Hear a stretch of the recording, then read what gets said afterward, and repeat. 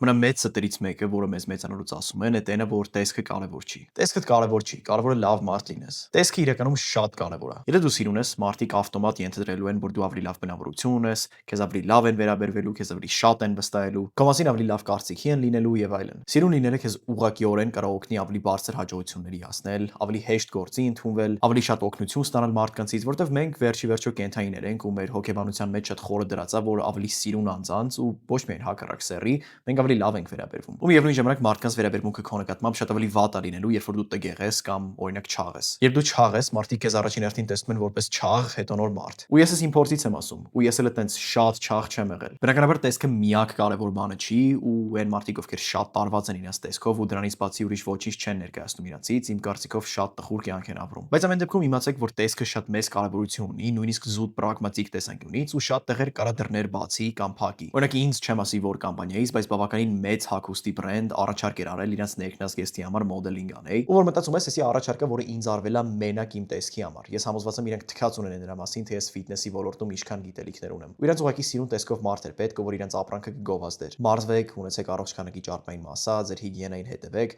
անկեղծ էս պարզ բաները ձեզ արդեն մարդկանց մեծ մասից առանձնացնելու է։